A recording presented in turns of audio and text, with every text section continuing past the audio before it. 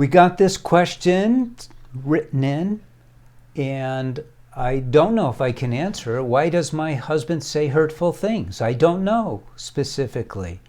My name is Paul Friedman. I founded the Marriage Foundation, but I do know that there are things that you can do to offset this. There are things you could do to get him to change his approach to you a little bit, and there's also things that you can do to make it easier for you when he does that. It's not fair for him to do that. Don't get me wrong. It's not okay. But we're not taught how to behave in our marriages. Men are not taught and women are not taught. So there's a ton of problems in virtually every marriage because we're mistaught. And the people who are supposed to teach us don't know any better. I happen to know because I used to be a divorce mediator 20 years plus ago, and then I wanted to switch. And so I studied marriage from a very practical, very pragmatic point of view, and I started with the question, why do people get married in the first place? I'm bringing this up because we don't get married in order to say hurtful things, and we don't get married so that we could be hurt by things that our spouse tells us. We get married to be happy. We get married to be happier every single day of our married lives and to experience unconditional love, marital love. You're not. Clearly, you're not having these experiences. So it really boils back down to this. If you want to achieve something, you should have a plan that scientifically, mathematically works to achieve what you want. It's as simple as getting into a car and knowing what you have to do to get that car to convey you from point A to point B. You get in, you adjust the mirrors, you fix your hair. Joking. You know how to drive. You learned how to drive. So you know how to use this car to get from point A to point B. Well, your marriage is supposed to bring you happiness and love, but you don't know how. So the fact that your husband is saying hurtful things, you could blame him if you want, but both of you don't know how to drive your marriage. So if just you know how, it's a big start. So definitely subscribe to this channel so you can learn more about marriage, but also get one of my books. Get the course for women, which will teach you.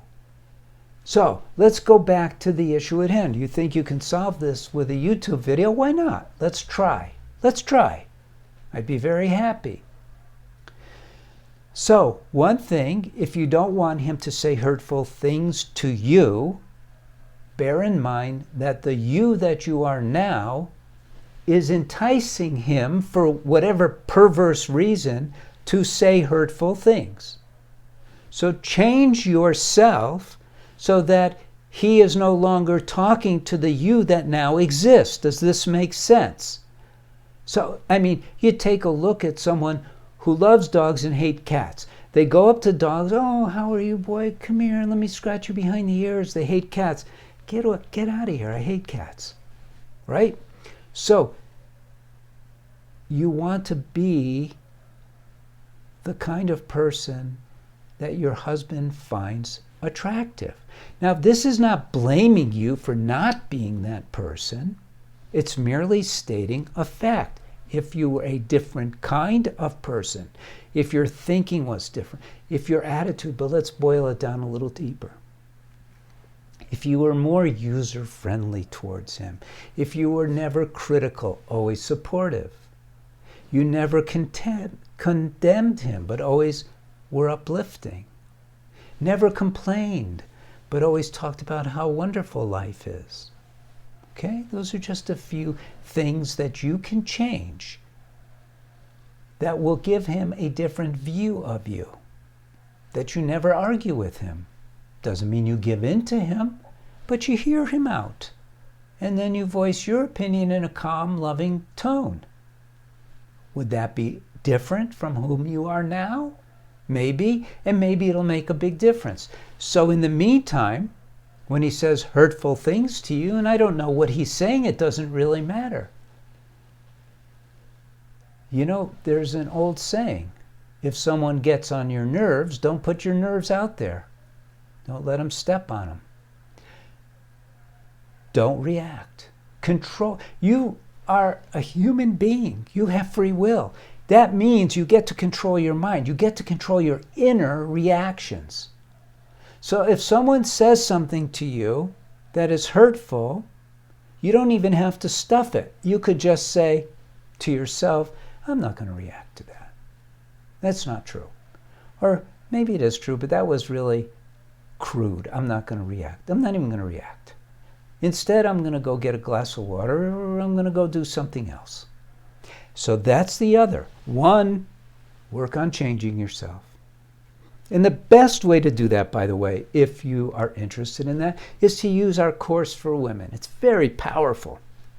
It's a self-help course in the context of marriage. And many thousands of women have taken this, not their husbands, just the women. And they've had tremendous success in changing the dynamics of their marriage into what I described before, something that's producing happiness and love. And that's what you want. And the other thing to do, the advice, is to not take anything personally. Just don't bother. Just let him say whatever he wants. But that's not very positive. That's not a positive, proactive to make your marriage better kind of thing to do. Yeah, it'll save you some grief, but it's much better to work on changing yourself. Trust me. Hopefully you like this video, so do that, like it, and leave a comment if you wish. Love your comments, I'll respond. And other than that, God bless you. If you need help, write into the Marriage Foundation. It's a free service. We're a nonprofit. We are here to help you. Take care. Thank you.